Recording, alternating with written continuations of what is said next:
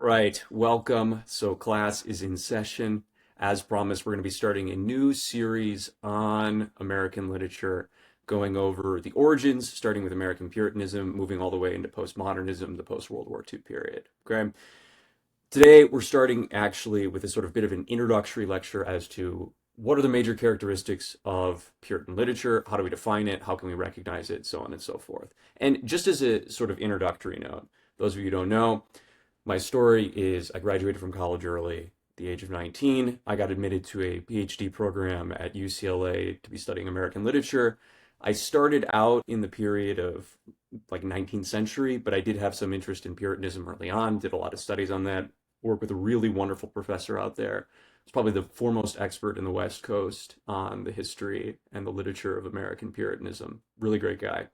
And then from there, I did not finish the PhD program. I got my master's. I left and I taught at an elite all boys private school in Chicago for about 5 years.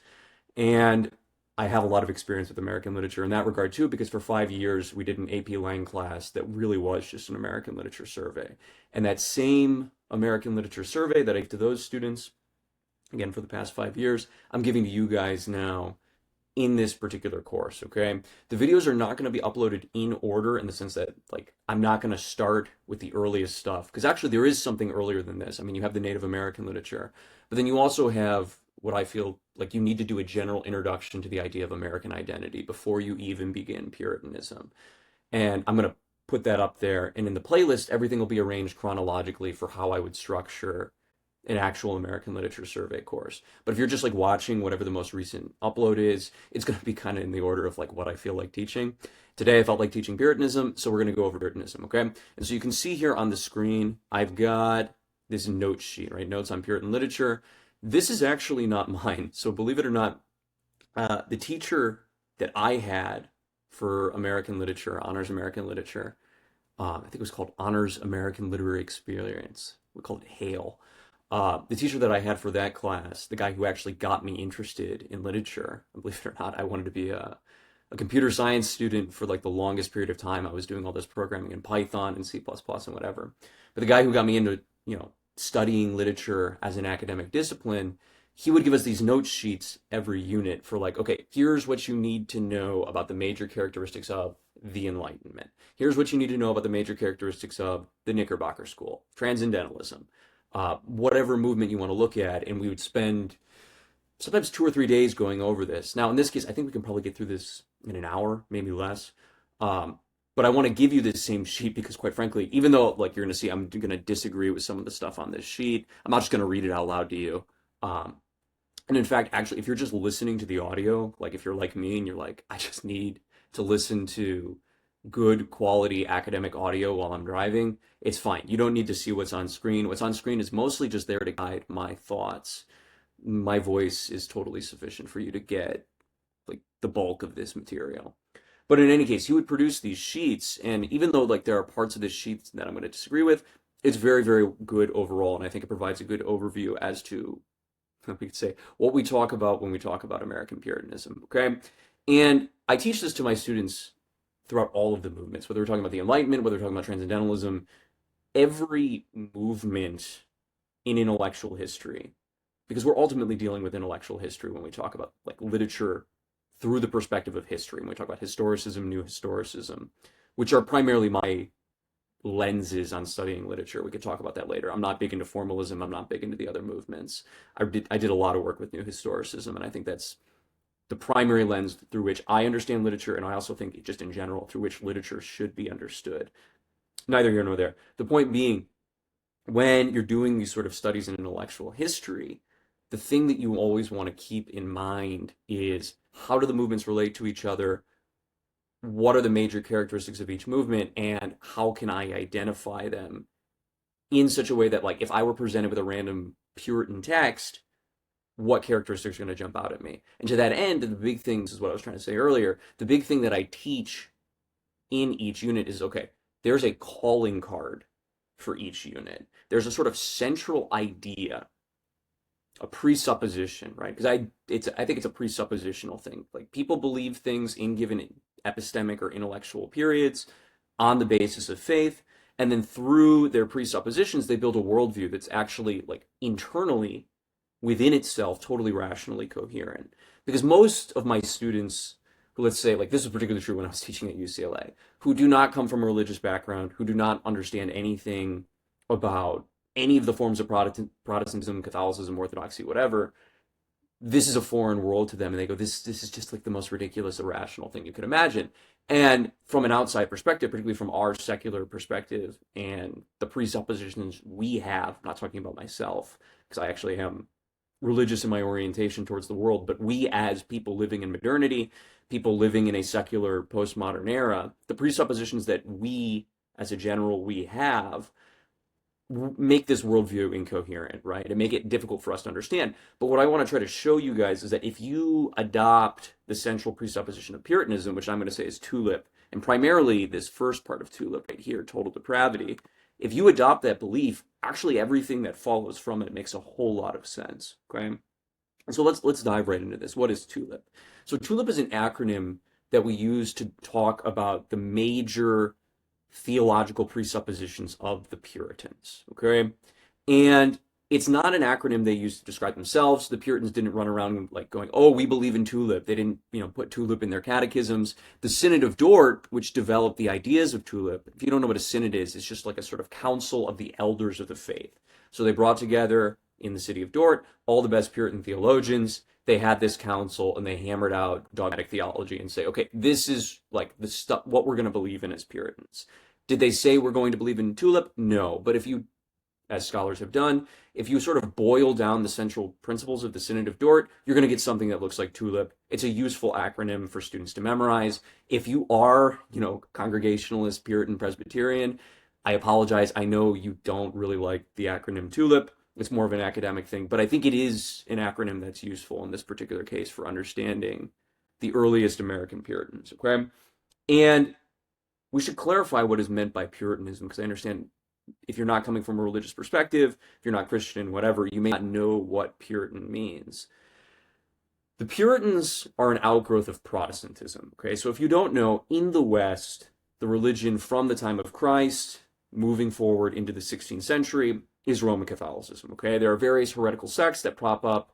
You could talk about the difference between, after the Great Schism, Catholicism and Orthodoxy, but generally speaking, in Western Europe, England, France, Germany, Portugal, whatever, throughout all those territories and realms, Poland, Hungary, you have Roman Catholicism for about 1500 years. And then in the 16th century, Martin Luther, sort of developing on earlier heresies, creates a schismatic and then ultimately a heretical, right? Heretical meaning it changes the doctrine of Catholicism, movement off of Catholicism called Protestantism. And etymologically, Protestantism, as you can imagine, just means in protest of what they saw to be certain abuses of the Catholic Church, okay?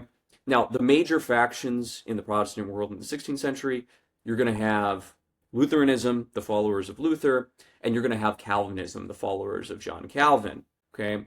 Now, the Puritans are neither. A lot of people want to say, oh, the Puritans are followers of Calvin. The Puritans read Calvin, they respected Calvin, they follow in what's called the Reformed tradition.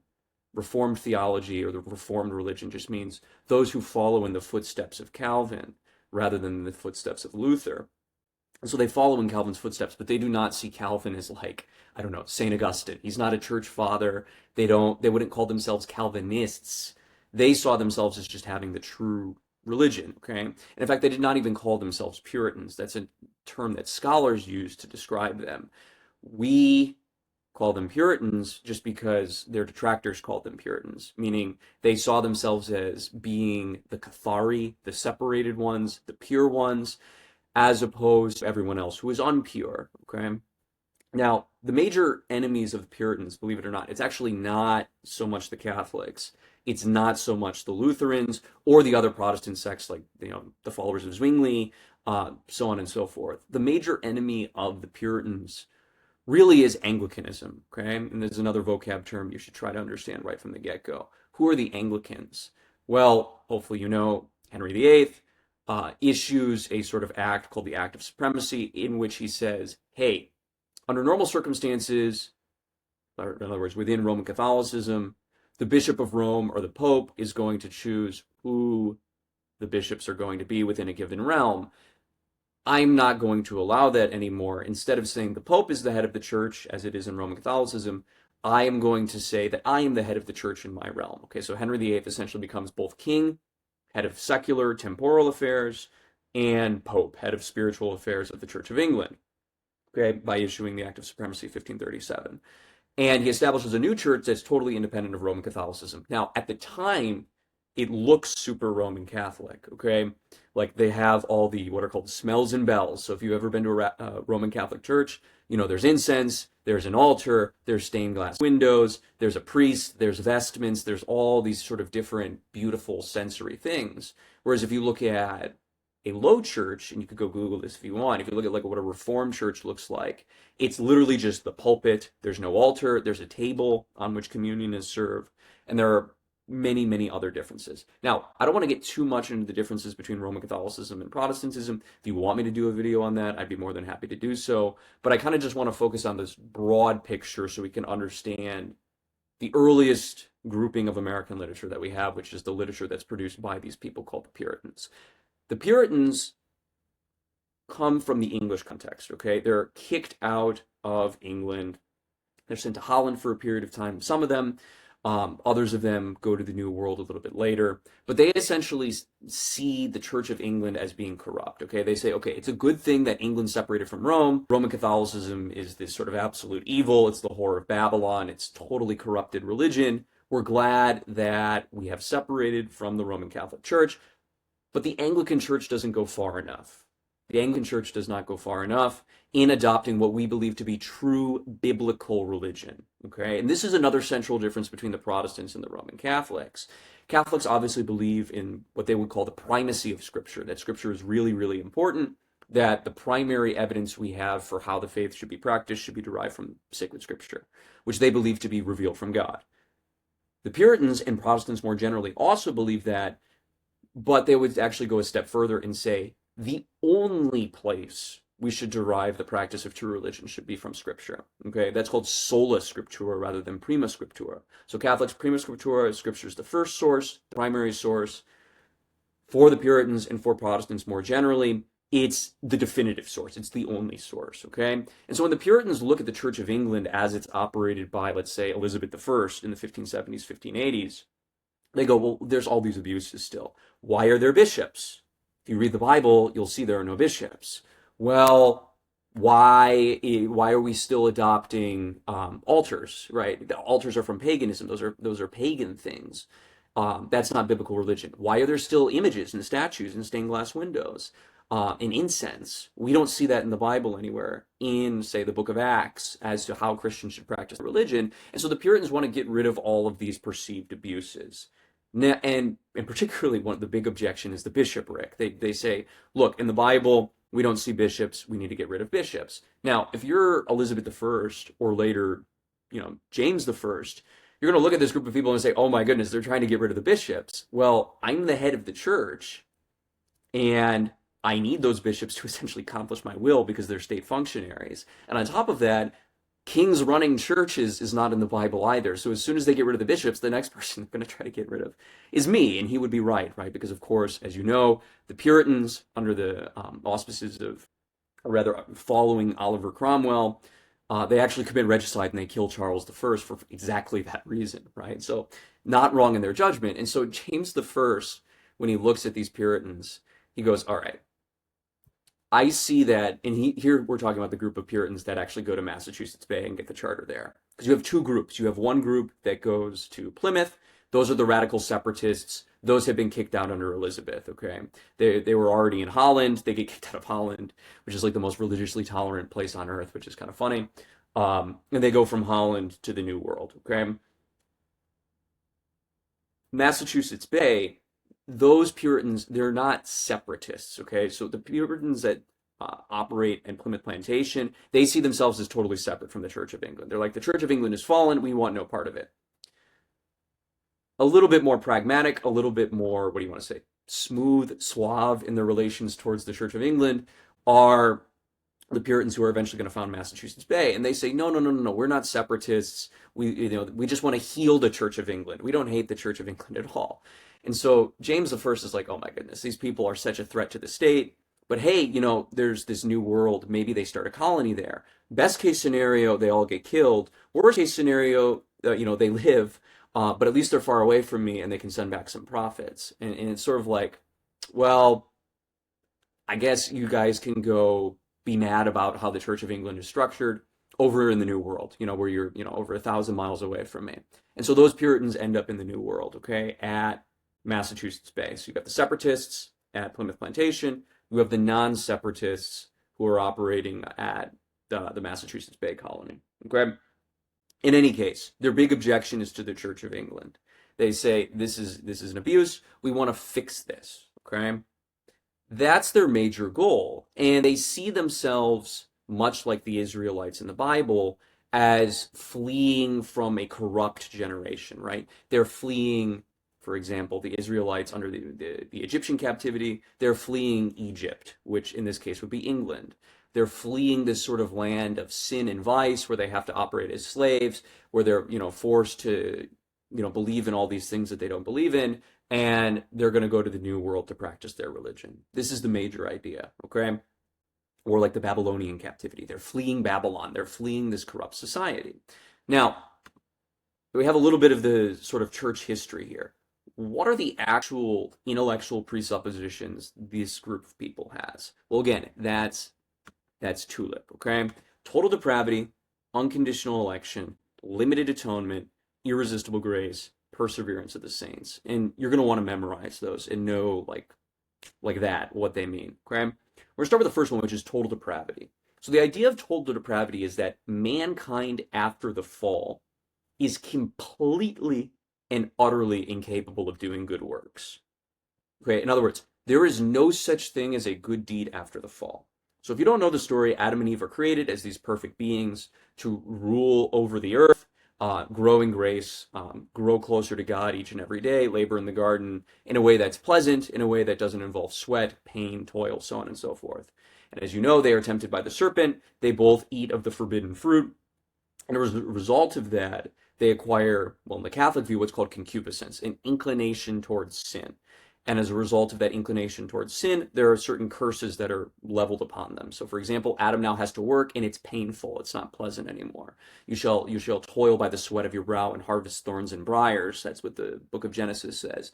Basically meaning you're going to have to work really hard, you're going to have to sweat really hard, and you're going to harvest thorns and briars. Sometimes you're going to work hard, and you're going to get nothing for your efforts. Which, isn't that the truth, right? Life is sometimes like that. But the Puritan view of it is a little bit different than the Catholic view. The Catholic view is mankind is now inclined towards sin, okay? So he's not forced to sin per se. He still has free will.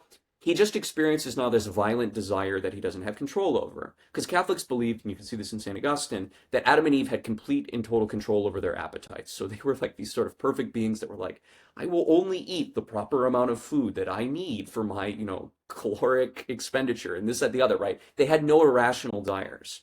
Whereas you and I, it's like, I want to drink too much, I want to sleep too much, I have, this or that other inclination that is sinful, whatever, and maybe we don't act on them. But we're fighting against these violent inclinations. Catholics say, well, that's the result of the fall, right? After the fall, we have violent inclinations called concupiscence that lead us into sin. We are not forced to sin, but we have an inclination towards sin. But through the use of reason, through the conquering of the passions, and through the grace of God, we can overcome that. The Puritan view is completely different. The Puritans say, no. That's a load of garbage. After the fall, you cannot do a single good deed. It's not possible for you to do a good deed. So let's say, I don't know, my brother is sick and I bring him soup. Well, Puritans would say, no, that's not a good deed. That would be a good deed if you did it purely for love of God and love of neighbor. But in this life, none of our motivations are pure because of the fall. You did that because you want to be recognized. You want people to like you. You want your brother someday to, return the favor. But you didn't do it for pure motivations. You didn't do it for pure disinterested love of God. You did that for sinful motivations. And that's the case for everyone. It does not matter whether, whatever, you're like a drunkard, deadbeat, this, that, the other, who doesn't work, doesn't provide for the family, whatever, or you're the most upstanding citizen you could possibly imagine, you're a priest, or sorry, pastor, whatever.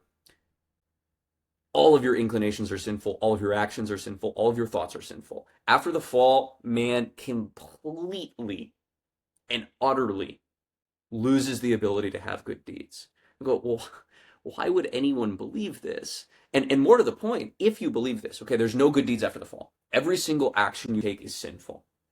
Well, then, doesn't that mean everyone is going to hell? And this is where we get into the next two, unconditional election and limited atonement, okay? Unconditional election, limited atonement. What does unconditional election mean? Election means you're going to heaven. So let's say I am elect by God. That means elect just means chosen. That means God, from before the beginning of time, pointed at me and said, Eric, you are among the elect. You are going to heaven. That is a fact. Nothing on earth is going to change that. And then let's say we have you, the viewer, right? And from before the beginning of time, and this is the Puritan view, God would say, you are reprobate. You are not going to heaven. It doesn't matter how many good deeds you do, even though there are no good deeds, right? It doesn't matter how many seemingly good deeds you do. It doesn't matter how many seemingly good thoughts you have. Oh, I donated all this money to charity. You're going to hell. You will go to hell because you are reprobated by God. And that's called double predestination. So God, from before the beginning of time, looked at every human being who is to exist and actively pointed at each one, not literally pointed, but, in a metaphorical sense, and said, you are of the elect, you are going to be saved, and you are reprobate, you are going to be damned. Now, some people go, oh, that's because of God's, in his foreknowledge, he saw that the reprobate person was going to do bad deeds, and whatever, the good man, quote unquote, who's going to be a pastor or who's going to have a big family or this, that, the other, he saw the good deeds he was going to do, and so he chose that one on the basis of his good deeds, and he reprobated that one on the basis of his bad deeds. No, that's false. Okay, the Puritans would say that's ridiculous. The election is unconditional. It does not have conditions. Okay, meaning, independently of whatever actions you commit in your life, God has either elected you or reprobated you. And a Puritan would say that has already happened for everyone. So if a Puritan were here, he would say, yeah, God already knows, Eric, if you're going to be elect and going to be saved and go to heaven, or if you're reprobate and you're going to go to hell. And that decision is independently of anything you do. So let's say I'm of the reprobate. Oh no, I'm reprobate. Well, maybe I'll start going to church, and maybe I'll get my act together and this, that, the other. Well, if I'm of the reprobate, there's nothing I can do to go to heaven. It's already been decided from before the beginning of time. Okay? And you go, and then, this is what people ask, right? And this is a good question. Well, why wouldn't I behave poorly then if I have no control over my own salvation? Great, because what Catholics say, they believe in what's called single predestination. Okay? And single predestination is basically God has chosen the people who are going to heaven from before the beginning of time, but God has not actively reprobated those who have not been chosen. So basically, it's through what's called God's permissive will. God says, you are going to be saved, but he doesn't actively damn the other person. It's just that the other person is going to, through their own free choices, do things that damn them. That's a little complicated. If you want me to get into that, I can give a lecture, just sort of like a bonus lecture on fun on the difference between double and single predestination. It's super interesting. And quite frankly, if you're Catholic, you probably don't know that you believe in single predestination. But you can go look at whatever Ott or Denzinger and look at a dogmatic theology. You do believe in single predestination. You have to as a Catholic. I could get into that. I don't really want to get into that. But the Puritans believe in double predestination, which is God has actively made a choice to both save and reprobate. Okay? Well, if I've been reprobated since before the beginning of time, why would I why would I try to act good? Why would I ever try to get my act together? It's like, well, if I'm reprobate or if I'm saved, it's not really on the basis of anything that I do. So I'm just going to, do whatever I feel like. Well, the Puritans would actually say, and you have two groups of Puritans here, okay? So we need to sort of get this straight. You have one group of Puritans, which are called the Preparationists, and they're followers of a theologian by the name of Hooker, okay? You have another group of Puritans who are called, they don't really have a name. You could call them pseudo-antinomians, and we'll talk about this later with the antinomian crisis. We have another group of Puritans who effectively are the followers of John Cotton. I'll actually just put this right here, right? So you have followers of Hooker, that's called preparationism, and you have the followers of John Cotton, which is like pseudo-antinomianism. Okay? Terms that will both be defined a little bit later. But most of the Puritans, particularly in Massachusetts Bay, are followers of Hooker. Okay, so don't worry about the John Cotton thing for right now. But the Puritans who follow Hooker and who are preparationists will say, okay, here's the deal. If I never read the Bible, if I never go to church, if I'm drunk all the time, if I cheat on my wife, if I, beat my children, if like I'm just a bad guy, is that a 100% guarantee I'm reprobate? No, because in fact, it's totally possible on the basis of unconditional election that I cheat on my wife, I'm drunk all the time, I'm just a useless piece of garbage, whatever, and that I'm actually saved, that I'm going to end up in heaven. Okay, that's 100% possible. But the preparationists would say that's not likely. Okay, it's on the basis of probabilities. So is it certain that that person is reprobate?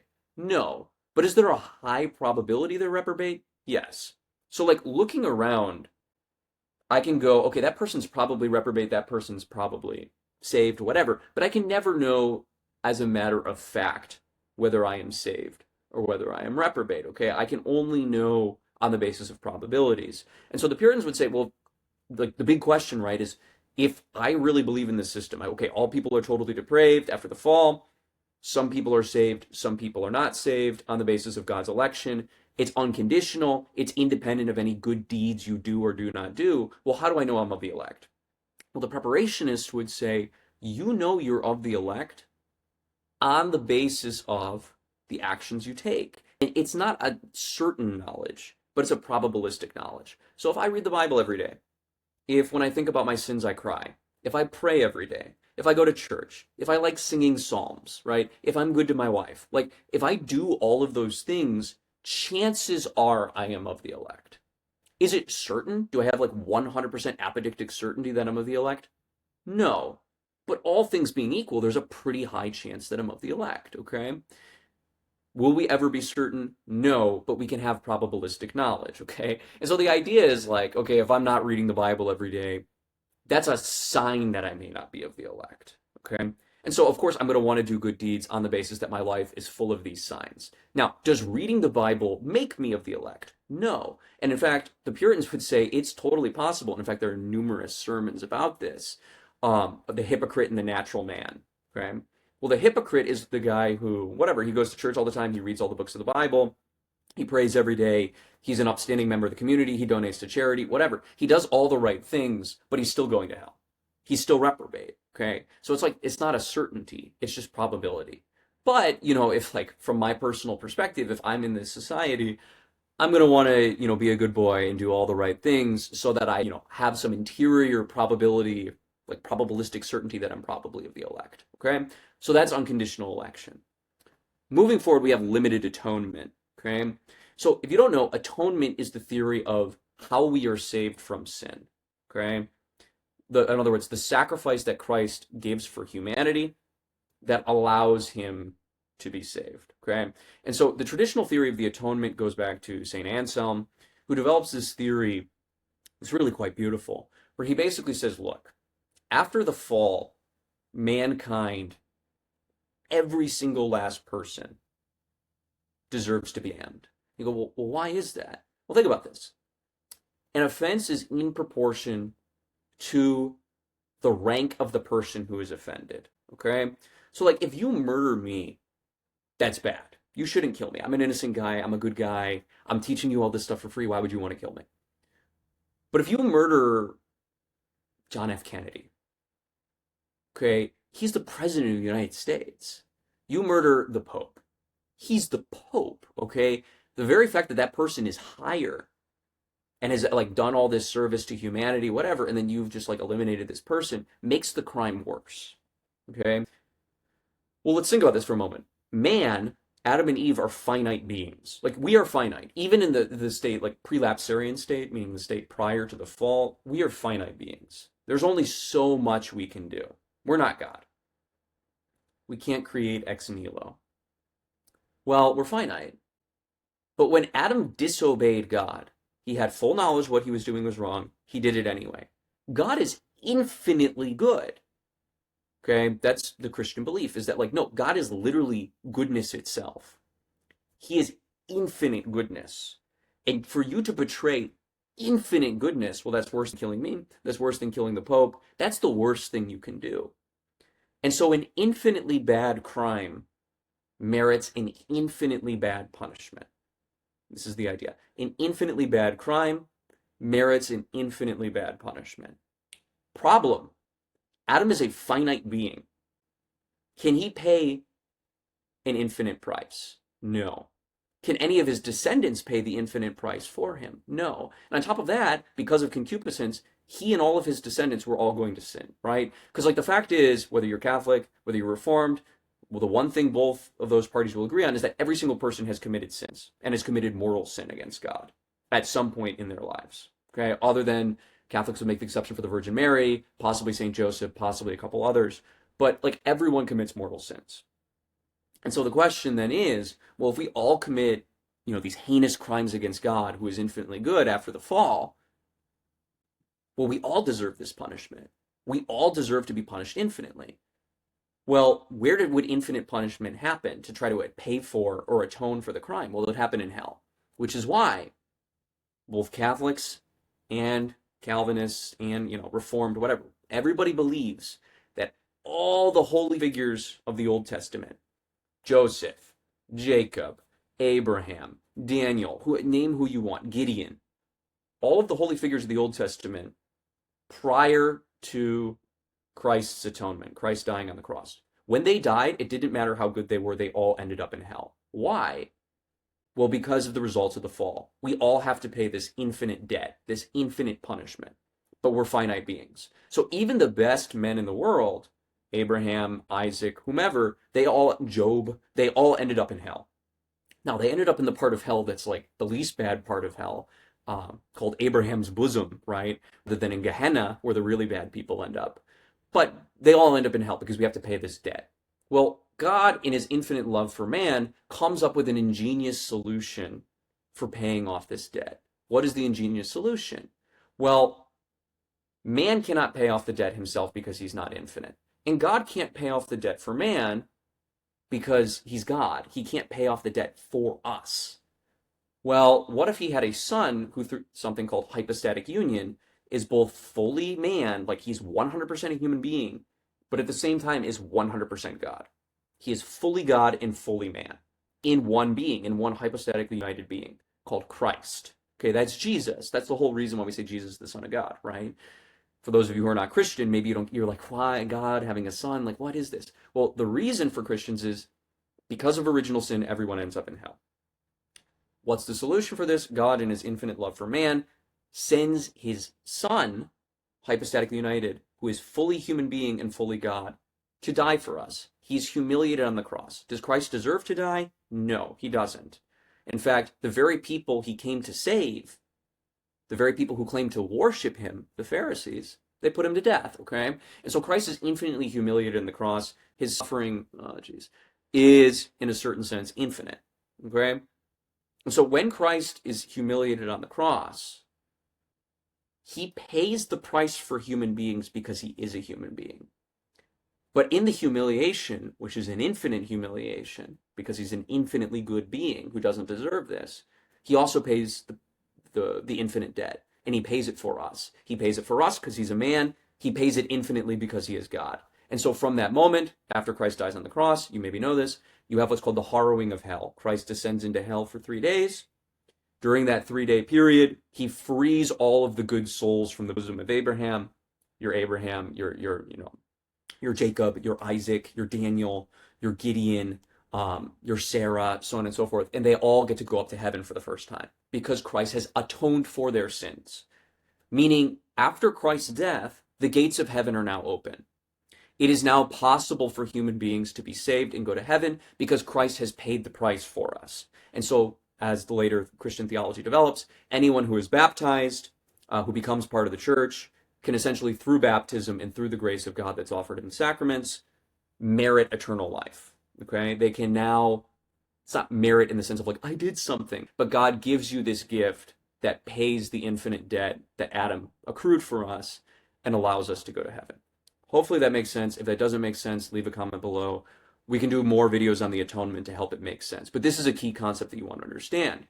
Because for Catholics, remember the first 1,500 years of Christianity, the time of Christ to the time of Martin Luther, more or less, they believe in an unlimited atonement, right? All human beings are capable of being saved. After Christ dies and pays the price, every human being is now capable of, now this gets complicated, okay? But we'll just say this for the time being, without the reservations. Every human being is capable of doing the good deeds necessary to be able to get to heaven. All human beings, no matter where they're born, race, gender, this, that, the other, all human beings can now be saved. The Puritans believe in limited atonement. So they literally say Christ did not die for all human beings. Christ only died for the elect. Okay, so if I'm of the elect, Christ died for me. Awesome, right? If you're of the reprobate, Christ did not die for you. Your sins are still there. Your debt has not been paid, buddy. You gotta figure something out. Best of luck. But you can't do anything. You've been reprobated since before the beginning of time. So you're going to hell. So part of the Puritan belief is Christ only died for a select group of people. He only died for the elect. So going again, all of us are infinitely depraved. There's no such thing as good deeds after the fall. Since before the beginning of time, Christ or God picks certain people to be elect and certain people to be reprobate, double predestination, and Christ only died for the elect, okay? So that's the TUL so far. The next part, and we'll stop the video after TULIP and we'll pause because this is a lot, right? This is heavy stuff. Irresistible grace. What is irresistible grace? Well, first we got to understand what is meant by grace. Grace means the unmerited gift of God.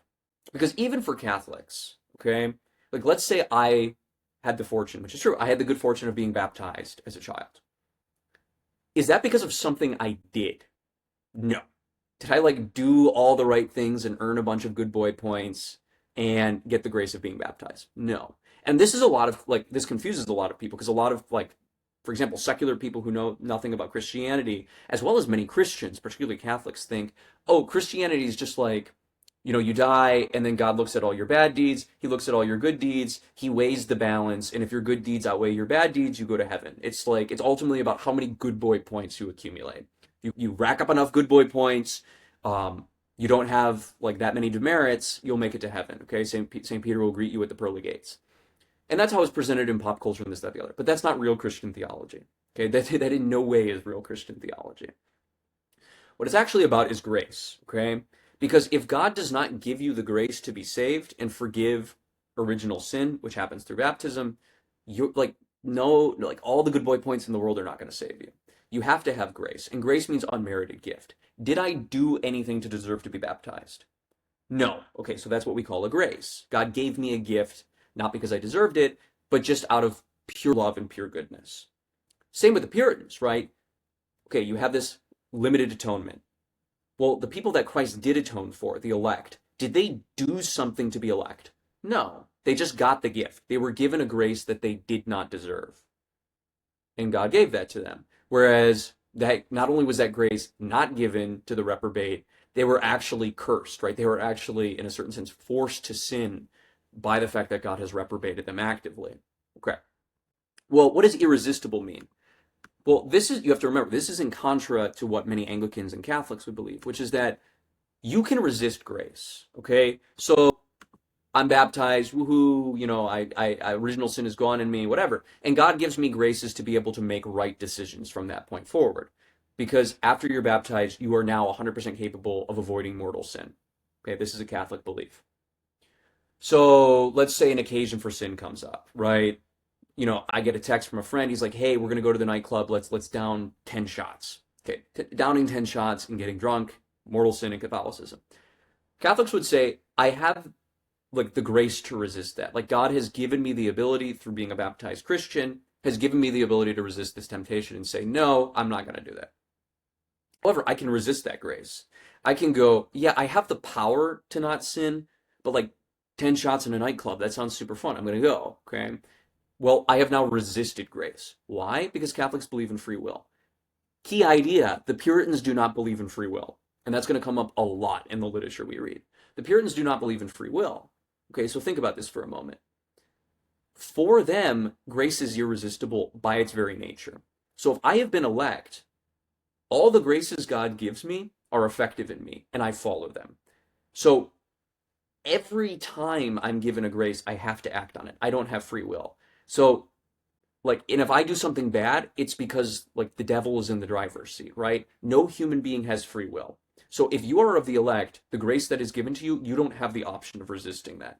Which is why, and this is the last key idea, perseverance of the saints. Okay? All who are chosen by God, redeemed by Christ and given faith by the Spirit are eternally saved. They are kept in faith and power by the Almighty God, and thus will persevere to the end. Because then you go, okay, like let's say, I've been reading the Bible, I've been thinking about my sins, I've been praying every day, and I go, oh, geez, it seems probable that I'm of the elect.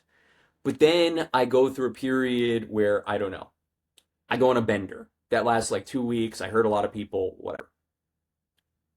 Okay, well, does that make me not of the elect? No, right? It may make my probability less, but if we look at it from the God's eye perspective, if Eric Diamond was from the elect, is of the elect since before the beginning of time because God chose me, I am going to have what's called perseverance of the saints, which means I may sin, I may stumble, I may fall, but that is all part of God's providential plan. God has allowed me to sin and stumble and fall so that he can raise me up again. Why would he do that? To remind me of the fact that I am totally dependent upon him. And we'll see this actually in a beautiful, quite frankly. Just like, I know not everybody is religious and doesn't really appreciate these things, but what we're going to see is like actually some of this religious literature, even when you're secular, like when I had no religious background or training or whatever, when I read Jonathan Edwards, I was beyond moved. I mean, Jonathan Edwards, just as a writer, is a phenomenal writer. And you're going to learn to appreciate him as such, whether or not you believe what he's saying. But in any case, Jonathan Edwards has a beautiful sermon on this concept called God Glorified in Man's Dependence. So God receives greater glory from the fact that we depend on him. And he puts us in circumstances where we will sin, even if you're elect, right? To remind you of the fact that you're totally dependent on him. That ultimately your salvation is not the result of you accumulating good boy points. It's not a result of the things that you do. It's a result of the fact that God has chosen you from before the beginning of time. So it's to keep you humble. It's to remind you that you depend on God, okay? But if you are of the elect, you will persevere to the end. And vice versa. If you're of the reprobate, it doesn't matter if you have a good streak. 2 years, I did everything right. You're still going to hell, right? Because it's not about what you do. It's about whether or not God chose you.